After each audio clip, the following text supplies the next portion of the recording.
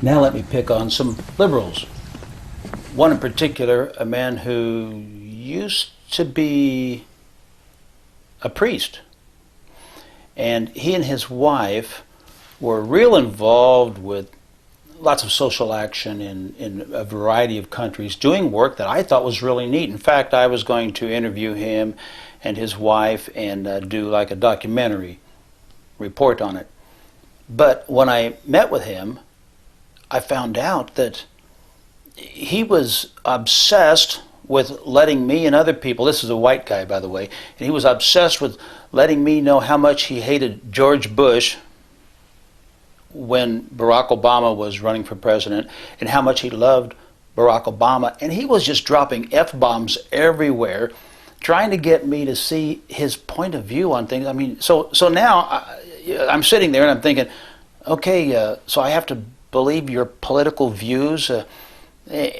We can't go any farther until, and I just wondered, how much does this get in people's way unnecessarily? Because here I would have been willing to participate with him in some cool things, because just as a child of God myself, I believe that all those places in the Bible that talk about doing good, sharing goodness with other people. Caring for a neighbor. Yeah, caring for your neighbor. I mean, these are very clear and powerful teachings, and they get cluttered, they get blocked by these liberal versus conservative, these political things, these theological things that don't have any end to them. See, this is the danger. There's no end. You can always break some theological point down even farther, and there you go. You've got another theology school, you've got another Bible school, you've got another denomination. And what? The community is still out here in need. Well, yeah, I mean, historically, both on the theological as well as maybe the political side, conservatives are known for holding to the truth and expecting a lot from the individual and not caring much about systems. And liberals historically care about systems. If we just fix the system, people are good, they'll turn out right, and sort of minimize the need for transformation of the soul. It may be a little more complex than that, but that's the broad brush, and it's somewhat fair. But the reality is, people who get engaged from either side eventually discover, I know dear liberal people, and they want people to be transformed. I mean, I may sometimes wonder how they expect it to happen without the belief in the transcendent power that I talk about and teach, but it's not like they're not unaware. And I know people like myself, when I go out and work with homelessness and work with these things, and I realize we have systemic problems. We need political change. We need Democrats to change. We need Republicans to change. We need as citizens to see the issue like it really is and figure out how to solve this politically, because lots of people are suffering because of it. So again, I think we will find fault on either side and reason for people to stay out of it, out of a fear of being impure. I think Jesus is always the common denominator that brings us back together. So when I'm with my Catholic friends, when I'm with my various different brands of Christian friends, liberal and so forth, when we focus on Jesus and his example, that's a great starting point. And we don't have to go through our whole theological catalog. We can very easily tie Jesus' words to what we're trying to do.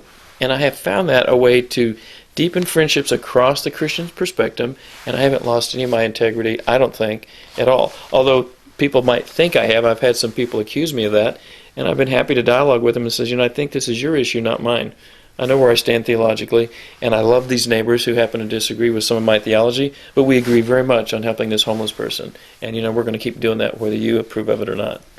All right, I'm going to ask you a question, because I know a whole lot of pastors are confused about whether a follower of Christ should be concerned about doing good. In other words, there are a lot of pastors who think you have to tie everything to decisions for Christ. Now, I've been an interpreter in a few different languages overseas, and I noticed that some groups, not all, but a bunch of them, they pretty much insist or force the people that they say they're going out to reach, they force them to listen to a church service, to attend a church service, before they'll give them any medical help. And someone might say, well, it's a small price to ask. Well, I'm not share that that's a very Christ-like thing to do. I know a lot of people who would not want to get involved in their communities unless they could see, okay, now, where in this will we have a time when we can preach to them and present, say, a five-step plan of salvation. In other words, they always tie this into like a sale. Sure. Well, what you're describing to me is a person who does not understand the process of conversion. To quote someone from the Billy Graham School of Evangelism, Dr. Ingalls, the Ingalls chart is well known by anyone who's studied evangelism. And the process of coming far from God, toward God, to God, and then from is a process, and it can vary a lot by different people and what they're navigating, even though the process is the same. So some people might slam through it fast, other people might take a long time, but the process stands up to empirical research pretty well. That's why it's continued to hang around and found good currents among people who are trying to understand where are these people at in the process. And the idea is simply meet people where they are and help them take the next step, because a step to Christ and then on to obedience is many steps. And so when we try to take what we think is the measure of our ministry, scalps, Bibles, conversions, and I'm for people getting converted. Believe me, this city needs a lot of conversion if it's going to be healed and be a better city. But that's a process, and doing good is a necessary part of us demonstrating the love of Christ to our neighbors, and that good creates reactions in them that open them up to take the next step toward Christ. There is a place to present the gospel. It's not always on the front end. We certainly don't see Jesus doing that. A careful analysis of the Gospels will show you that Jesus went about doing good and healing, and then he came back around preaching and calling. So his hard statements were not the first thing he told a crowd. He might feed them fish and bread. He might do all kinds of healing. The second time around, he would give the hard sayings. And it takes a harmony of the Gospels to kind of see how that falls out. So I think the life of Jesus would demonstrate doing good is it's pre-evangelism, and there is a place for calling people, but you sort of earn the right to do that. You don't. I've done this in the Skid Row missions where, before they can have food, they got to hear my gospel, and I understand some of that. I think best practice today in mission world doesn't do that. There's a way to be winsome about the gospel and honor the process of what we're trying to do for people. And people who are receiving the benevolence of God's people don't mind hearing our message, but there's an appropriate way to deliver it. And maybe it's one-on-one and conversationally. It's not sitting here before you get that great chili we're cooking over there. You're smelling for 30 minutes, singing a song you don't know and understand. It doesn't pass the sniff test of how Jesus embraced people where they were and met their need, sometimes before they even knew who he was. So you can find a lot in the life of Christ that would totally undermine some of the thinking you were just describing. And what I find is we're leading a lot of people to Christ through our work. It's not ipso facto linear. I just know that as we've done more good, we're leading more people to Christ who were far from God and far from our church and would have never walked through the door had we not gone out there and done what we've done. And I think that speaks for itself, and it's evidence to our people and our leaders, and that's why we keep doing it. But let me ask you one really important question. Are you interested in simply doing good? Let's say you knew a person wasn't going to give God the time of day or give you the time of day to tell them about the Lord. Would you still be interested in doing good, sharing the goodness that you've learned from your own Christian heritage and the blessings that you've received from others? Or is this person now, forget it, they don't fit into my plan here? Absolutely. People are not a target for my outcome. People are someone for whom Christ died. And I have a responsibility to act like Christ regardless of how they respond. No doubt Jesus healed some people who later cried, "Crucify him." I don't think that a person's receptivity at a given moment is a requisite for me demonstrating the love of Christ to them. If we do that, then I put myself in a seat of judgment, and Jesus says that's not my seat. And so I'm not saying be foolish and just go after the hardest cases that have no interest at all in the work you're doing. I don't believe in throwing our efforts to the wind, but I also think that it's good to do good. It's right to do right. And it's part of my authentic character to do right to a person whether they're interested in my gospel and what motivates me to do right, I can trust that to the Lord, that I'm here, God's using me, I'm doing the right thing, I'm doing a good thing, and if they're not at a receptive moment, it's okay. God counts this in the economy of my faithfulness, and God may use it in the process of bringing him to himself, and I have to leave those results with God. We use that term a lot. We do the right thing, best as we know how, and we leave the results to God. So you're willing to trust God to bless your good works. You're willing to take this kind of a risk that you might be wasting your time? Yes, and to be fair, I've had some of my own volunteers come back who felt they were rebuffed by the people we were trying to serve and thought they were ingrates and all that. And maybe they were at times. Upon deeper study, which I've taken the time to do and learn about, a lot of times people who seem to be ungrateful for our benevolence, stay with me here because this takes a little bit of unraveling for the average person. If you've not spent time there, it's easy to stereotype people who seem ingrate and ungrateful for what we give them. But actually, it's a defense mechanism in many cases because of the indignity of what they have to endure to receive our benevolence. Because you have the upper hand. And this is what a lot of people don't realize.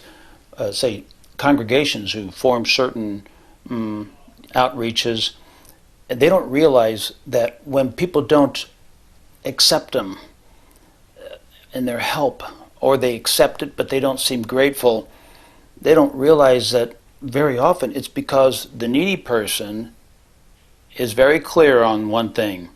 You guys have the upper hand on me. That can be a very difficult thing. It is. Bob Lupton in Atlanta has written a lot of books, Toxic Charity and others, When Helping Hurts. There's some great literature out there now that's really unpacking this issue. Ruby Payne's one of my favorite writers on poverty, understanding the power structure, the social structures of what goes on in the exchange from the haves to the have-nots. And I think that upper middle class, evangelical, Republican, Catholic folks, often with good intentions, are, it almost feels like we're throwing bread over the walls. We're not down in the streets feeling the pain of poverty, and that takes some time. It means getting messy. You get mud on your boots. You smell the odor of poverty. People who don't, 6 people living in a place where there's not shower and they can't afford shower soap. I'm just getting real and raw here.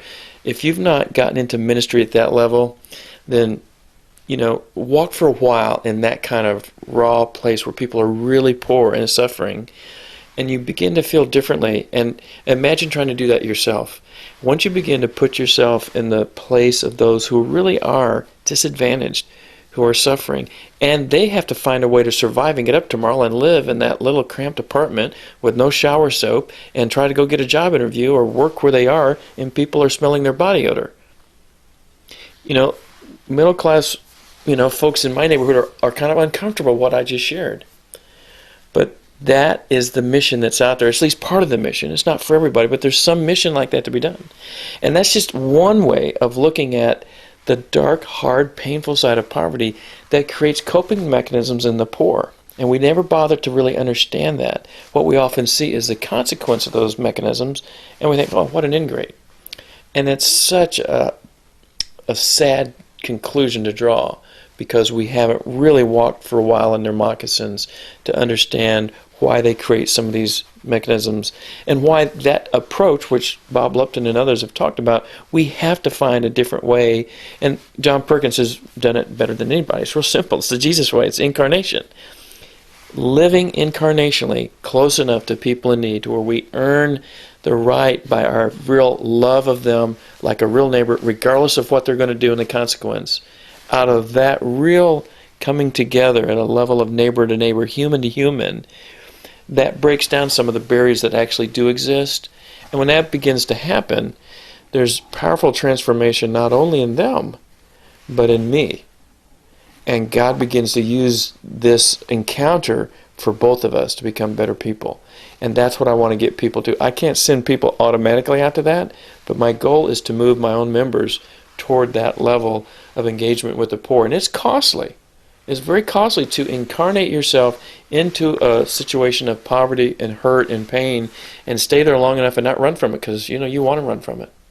But you learn to come against your flesh and learn how to stay there and be happy to be with these people for the reason and season you're there. And what happens is people know that this isn't the place you have to live, but when you come there willingly, faithfully, consistently, they begin to connect with you. They open up. You see things. They hear things. And I've seen some wonderful stuff happen. We've seen it happen in our church for those who were brave enough to enter into that kind of a messy process. And our goal is to migrate our people from the transactional, you're hungry, here's a bag of food, see ya, to, Tom, why do you, I'm really curious as to what is your life circumstance that you need this food pantry, because I'm sure that must be tough to every month have to come here or find another place to meet this gap. Tell me more about your life. I want to know why that is. And by the way, here's a box of food, so you don't have to go chasing around this week. That's different. It's transactional. It's transformational. And all are needed, but to get to transformation, you got to move beyond just a transaction of you're poor, I'm rich, here's some money, I'll see you next month. And that's what I want my people to discover. And that's what the world is waiting for the church to fall back in love again. It's what the early apostles did, the early Christians. They didn't have a counsel every time they saw human need. They just were compelled by the love of Christ. Maybe it says something that those who are forgiven little, love little. If we knew how desperately needy we are for the forgiveness of God, it would give us more love. And that love would have to just find expression and spill out into a hurting world.